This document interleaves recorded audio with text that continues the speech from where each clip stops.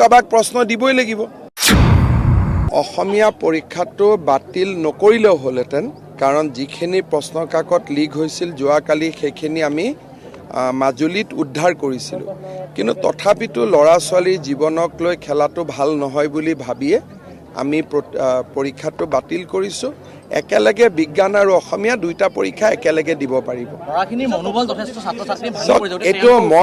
মই ভাবোঁ যে ইয়াত মনোবল ভঙাৰ কথা নাই বৰঞ্চ এনেকৈ পৰীক্ষা হৈ গ'লে যদি কুৱেশ্যন লিক হৈ গ'লহেঁতেন আমি কোনেও গম নাপালোহেঁতেন পৰীক্ষা হ'লে তেতিয়াহে ল'ৰা ছোৱালীৰখিনি অন্যায় হ'লহেঁতেন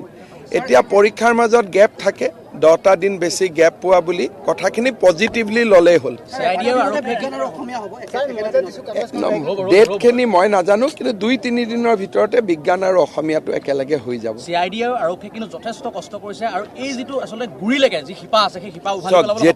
যেতিয়া শিক্ষকতাৰ দৰে পবিত্ৰ বৃত্তিত কলুষিত হয়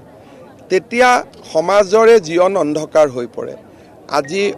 1:30-2টা বজাত ডিজিপিয়ে প্ৰেছ কনফাৰেন্স কৰিব এই গোটেই কামটো কোনো ৰাজনীতি কৰা মানুহে কৰা নাই কোনো ছাত্ৰই কৰা নাই এই কামটো কোনো ছ'চিয়েল অৰ্গেনাইজেশ্যনে কৰা নাই এই কামটো শিক্ষকে কৰিছে মই ভাবোঁ যে আমাৰ অসমৰ ৰাইজে আৰু শিক্ষক সমাজে পুনৰ এবাৰ আত্মমন্থন কৰা উচিত কাৰণ ইয়াতকৈ যদি কালি গোটেই ভাৰতত গম পায় যে চেণ্টাৰ ইনচাৰ্জে পৰীক্ষাৰ পেপাৰ লিক কৰি দিছে তেতিয়াহ'লে এইটোতো উদক ভেটাৰখীয়া কৰাৰ দৰে ঘটনা হৈ গ'ল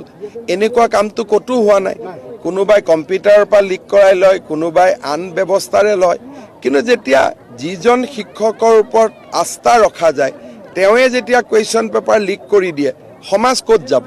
গতিকে ই চৰকাৰৰ সন্মুখত যিমান ডাঙৰ প্ৰশ্ন তাতকৈ সমাজৰ সন্মুখত বেছি ডাঙৰ প্ৰশ্ন যে শিক্ষকসকল যদি কলংকিত হৈ পৰে সমাজক ৰাস্তা কোনে দেখুৱাব মই ভাবোঁ যে এই লৈ আমাৰ সমগ্ৰ সমাজে চিন্তা কৰা উচিত শিক্ষক সেবাই কি কৰিব এইটো এটা নতুন শব্দ আমি লৈ আহিলোঁ সেবাৰ সংস্কাৰ কৰিব লাগে তাতে সেবাৰ সংস্কাৰ কৰিলে তাতে কি হ'ব তাতেতো একো হোৱা নাই হৈছে শিক্ষকজনৰ তাত